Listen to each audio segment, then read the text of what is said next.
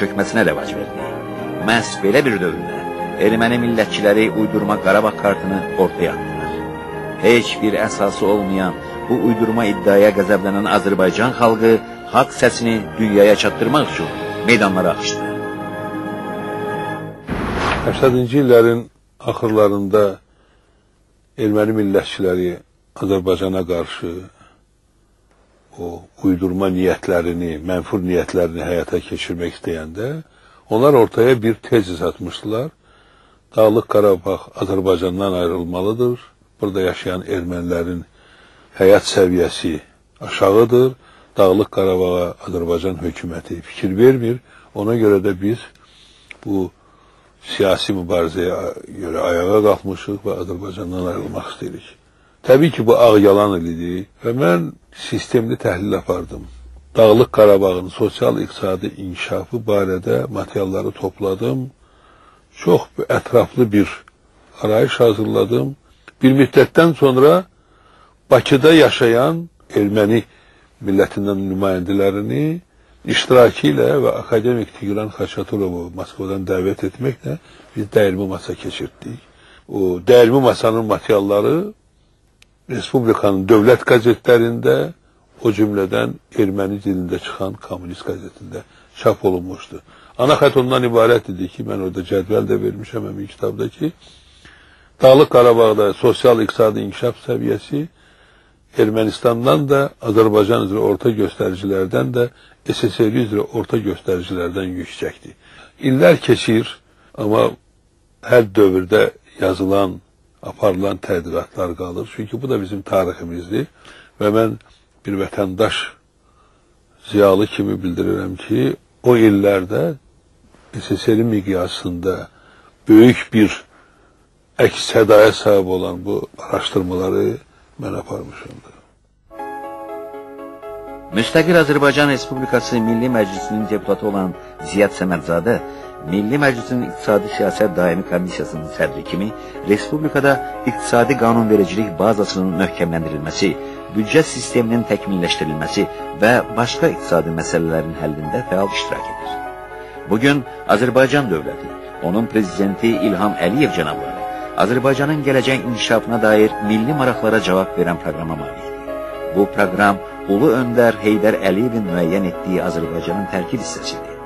Proqramda dövlətin inkişafı ilə bağlı kompleks məsələlər, real şərait, Respublika iqtisadiyyatında baş verən pozitiv meyllərin gücləndirilməsi, regionda və dünyada baş verən yeni proseslər milli mənafelər baxımından qiymətləndirilmişdir. Bəşəriyyət tarix boyu gələcək eşqi ilə yaşamış, tarix boyu gələcəyini proqnozlaşdırmağa çalışmışdır. Bu prosesdə iqtisadçı alimlərin xüsusi yeri, xüsusi çəkisi var. 40 ildən yuxarıdır ki, bu iqtisad elminin aktual problemlərlə məşğul oluram. Talib elə gətirib ki, mənim çalışdığım istiqamət bugün dünyanın aparıcı ölkələrində də əsas istiqamətlərdən sayılır. İqtisadçı səhv edərsə, müəssisədə dağılar, şəhərdə dağılar, ölkədə dağılar. Bütün səviyyələrdə iqtisadçının rolu böyükdür. İqtisadçının bir səhvi illər boyu ölkənin iqtisadiyyatına külli miqdarda zərər vurur. Nədir bu səhv?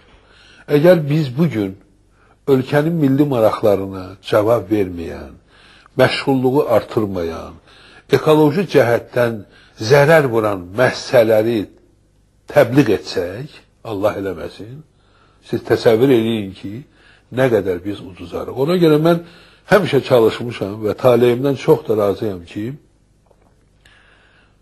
hansı bir məsələ olursa olsun, bu 30, 40 il, 50 il ərzində, mən hələ heç vaxt verdiyim təkliflərə görə əziyyət çəkmirəm.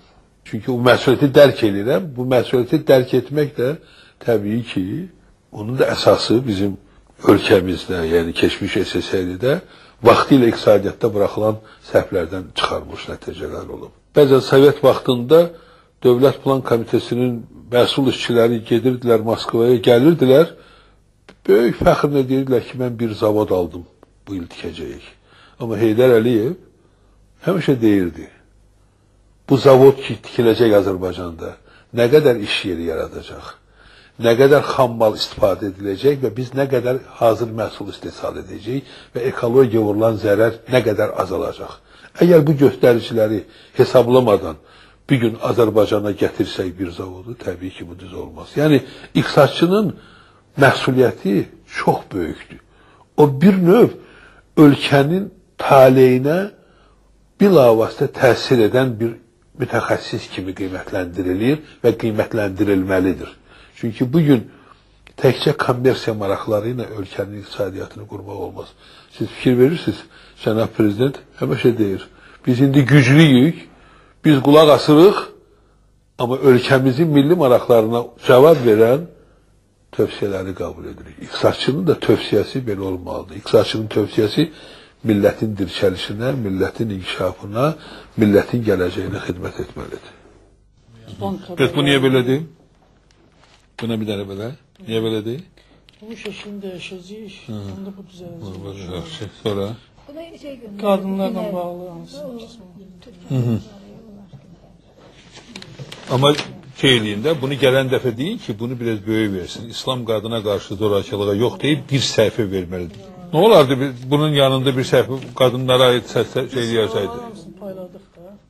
Yox, milli iqtisadi qloballaşma müstəvisində qanunu verin. Qanunu verək, sonra verərik. Qanunu verin. Amma qanunucu çap eləmişik.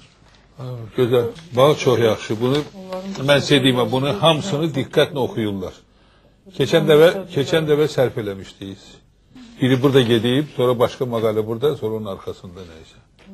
Bu qəzetin ana xətti iqtisadi biliklərin təbliği, iqtisadi mədəniyyətin yüksəldilməsi, iqtisadi təhsilin yaxşılaşdırılmasıdır. Alimin elmi praktik fəaliyyəti həmişə iqtisadiyyatla bağlı olmuş. 40 ildən artıqdır ki, akademik Ziyad Səmədzadə çoxsaylı beynəlxalq simpozium və konqreslərdə Azərbaycanın ləyaqətlə təmsil edir. Bu görüşlərdə alim belə qənaətə gəlmişdi ki, ölkədə iqtisadi maariflənməni öz səhifələrində əks etdirən mətbu orqana ehtiyac var.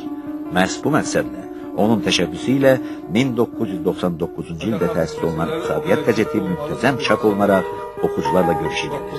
Bu mətbu orqan müasir iqtisadi ideya və baxışların əsl carçısı olmaqla peşəkar iqtisadçıların yaxın köməkçisidir. O daim elmi praktik fəaliyyətini yeni formalarına axtarır. Elmi potensialdan səmərəli istifadə edilməsi sahəsində xarici ölkə iqtisadçılarının qabaqcıl təcrübəsinə üstünlük verir. Bu baxımdan Azərbaycanda iqtisad elminin bazasını zənginləşdirmək məqsədi ilə Ziyad Səmədzadənin təşəbbüsü ilə peşəkar iqtisadçılar üçün nəzərdə tutulan 2 cildlik iqtisadi ensiklopediya elmi məsləkdaşları ilə birgə hazırda çapa hazırlanır. Həmkarlar ilə hər görüşdə aparılan diskusiya və müzakirələr yeni çap olunacaq iqtisadi ensiklopediyanın zəngin dünyəvi və bitkin olmasına xidmət edir.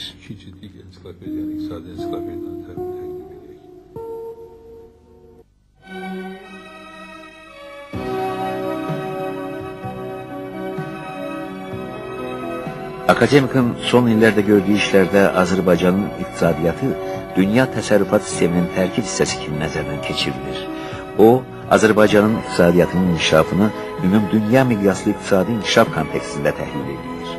Bununla əlaqədar alimin Çində iqtisadi islahatlar barədə dünya iqtisadiyyatı, Çin iqtisadi möcüzəsi əsəri böyük maraq doğurur. Həmin kitabın təqdimatı elmi ictimaiyyətdə, eləcə də Çinin Azərbaycandakı səfirliyinin əməkdaşlarında böyük maraq doğurdu. Ziyad Səmədzadə Çin möcüzəsi ətrafında düşünərkən qarşısına qoyduğu vəzifə konkretdir. O, ümumi rifaha nail olmaq üçün universal resept yazmağa çalışmır. Amma Çinin iqtisadiyyat sahəsində uğurlarını nəzərdən keçirməyi, onların səbəblərini üzə çıxarmağı və bu ölkənin təcrübəsindən xüsusilə Azərbaycanda istifadənin real mümkünlüyünü müəyyən etməyi təklif edir. 80-cı illərin əvvəllərində dünya ölkələri içərisində inkişaf səviyyəsinə görə 130-140-cı yeri tuturdu. Mən Çin modelini ona görə seçdim ki, əvvəla Çin özü bir maraqlı ölkədir, bəşər sivilizasiyasının qədim diyarıdır və maraqlandım ki, 1 milyard 200 milyon əhalisi olan bu ölkə necə olur ki, özünün ərzaq təhlükəsizliğini təmin edir? Necə olur ki, bugün bu ölkə dünyanın aparıcı ölkələrini də arxada qoyub? Ağılla, səbirlə, milli mənafelərə xidmət edən siyasətlər və eyni zamanda